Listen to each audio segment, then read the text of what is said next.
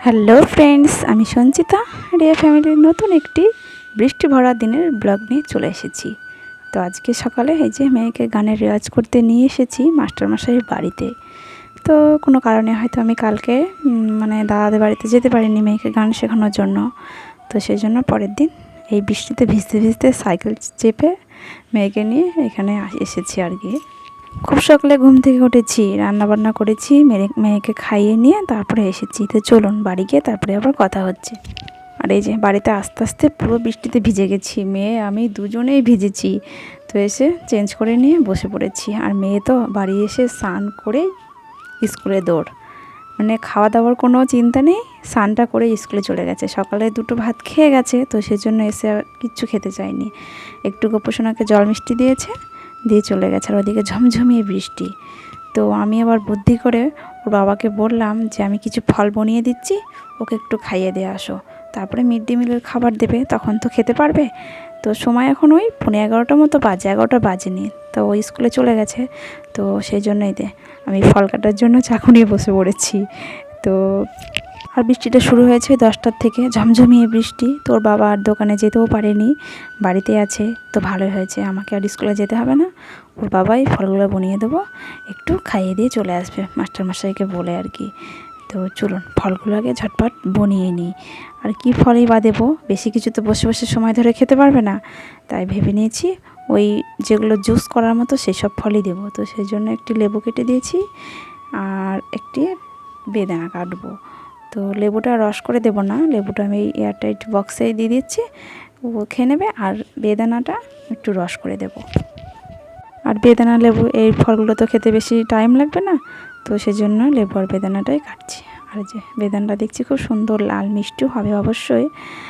আর বেদানাটা প্রথমে ছাড়িয়ে নেব, তারপরে এই যে বাটি নিয়েছে, তো কিছুতে করে একটা রস করে এই যে ছোট্ট পিঙ্ক কালারের মুটকি দেখছেন, এই কৌটোটার মধ্যে ভরে দেবো। তো ভরে দিলে বেশ এক ঢুকেই খেয়ে নেবে, আর নিয়ে যেতেও সুবিধা হবে। আর গ্লাসে বা অন্য কোনো বোতলে দিলে, ছোটো বোতল তো সেরকম নেই, তো সেই জন্য এই ছোট্ট একটা পুচকি বোতল ছিল, বোতলটাকে ধুয়ে নিয়ে আসলাম। এই বোতলটা করে সব ঠিকঠাক করে গুছিয়ে দিচ্ছি, ওর বাবা নিয়ে যাবে। তারপরে আমি বাইরের বাকি যে কাজগুলো আছে সেগুলো গুছিয়ে নেব। তো ওর বাবাকে দিয়ে আমি খাবারটা পাঠিয়ে দিয়েছি, তবুও বৃষ্টি থামেনি দেখছেন, বৃষ্টি অনবরত পড়ে যাচ্ছে। তো প্রত্যেক দিনই তো আমি ঘরটা আপনাদের গোছালোভাবে শেয়ার করি, কিন্তু আজকে ভাবছি আমার অগোছালো ঘরটাই একটু আপনাদের সঙ্গে শেয়ার করব। দেখুন চারিদিকে, এদিকে ফল কেটেছি, আর এদিকে জলের বোতলগুলো তো অগোছালো, এদিকে বালতিগুলো সব নামানো আছে। আর চায়ের এই যে জায়গাটাতে, এটা বেশি একটু পরিষ্কারই আছে দেখছি, কারণ সকালে তো আজকে আর চা করা হয়নি। আর এদিকে এই ফলগুলো ওর বাবা দোকানে নিয়ে গিয়েছিলো, খাওয়া হয়নি কোনো কারণে, হয়তো তো নিয়ে এসে আবার এখানে রেখেছে, পরে কেটে দেবো, খেয়ে নেবে। আর এই যে আমি এই শাড়িটা পরে গিয়েছিলাম ওকে গান শেখাতে, তো এই শাড়িটা তো পুরো ভিজে, বৃষ্টি পড়ছে, তো আমি ধুয়ে দিইনি, পরে যখন রোদ উঠবে তখন ধুয়ে দেবো। আর এই যে ব্যাগটি আমি একটা ক্যারি প্যাকেট নিয়ে গেছিলাম, তা না হলে গানের খাতাগুলো সবই ভিজে যেত। তো এই ক্যারি প্যাকেটের মধ্যে ব্যাগটা ঢুকিয়ে নিয়েছি, তারপরে একটু ভেজে নিই।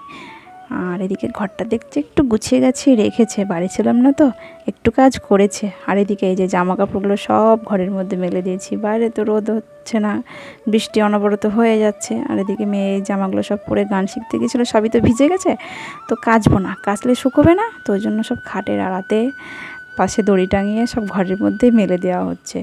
তো বৃষ্টি এখনও থামেনি। চলুন আমি এই কাজগুলো গুছিয়ে নিয়ে স্নান করে নিই। স্নান করে এসে দেখছি মেয়ে তো বাড়িতে চলে এসেছে, এসে এই যে খেলনা নিয়ে বসে গেছে।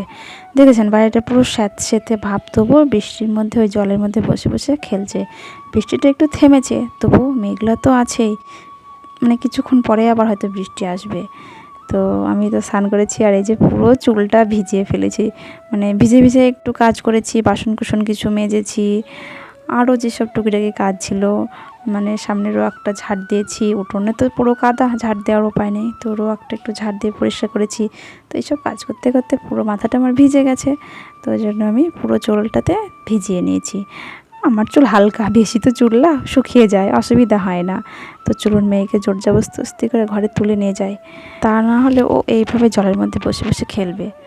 আর আজকে ওর বাবা দেখছি এই যে ফল বনিয়েছে, ফল বলতে ওই যে একটি বেদানা আর লেবুটা আমি বনিয়ে দিয়েছি, তো বসে বসে ফলটা খাচ্ছে। আর মেয়ে তো সকালে ফল দিয়েছি, তো ও আজকে আর দুপুর টাইমে ফল খাবে না, একটু পরে ওকে ভাত খাইয়ে দেব।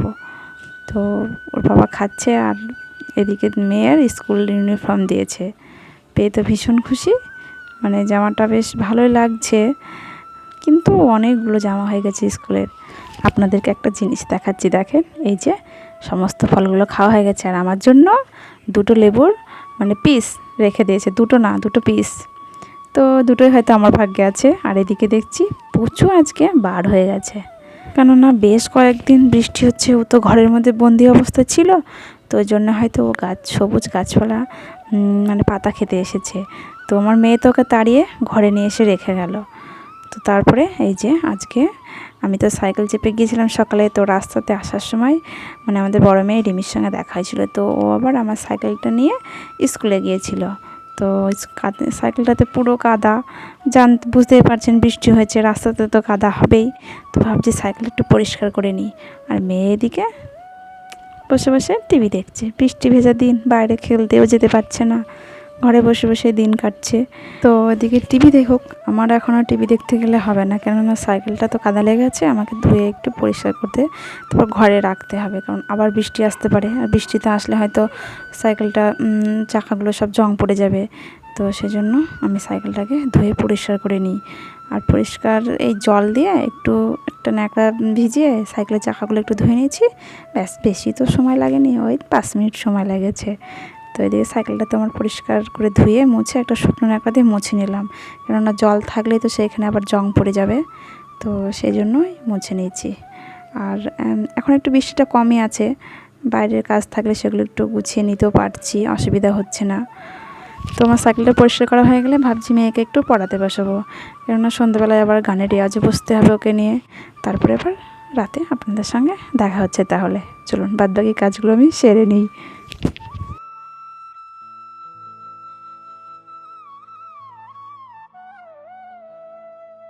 তাই যে মেয়েকে পড়িয়ে নিয়েছি, একটু গানের রেওয়াজেও বসিয়েছিলাম, তারপরে আমি রান্নাঘরে চলে এসেছি রান্নাবান্না করার জন্য।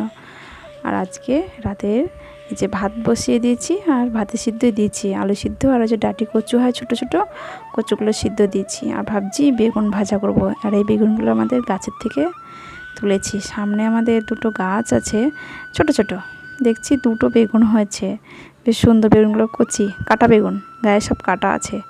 তো ভাবছি বেগুনগুলো ভাজা আর ওই সিদ্ধ ভাতই করব। তাহলে আমি রান্নাবান্নাগুলো গুছিয়ে নিই, খেতে দিতে হবে। তো ভিডিওটি আর বাড়াচ্ছি না, ভালো লাগলে অবশ্যই লাইক, শেয়ার, কমেন্ট আর সাবস্ক্রাইব করবেন। দেখা হচ্ছে পরের কোনো একটা নতুন ভিডিওতে। ততক্ষণে আপনারা সবাই ভালো থাকবেন। আজকের মতো গুড নাইট।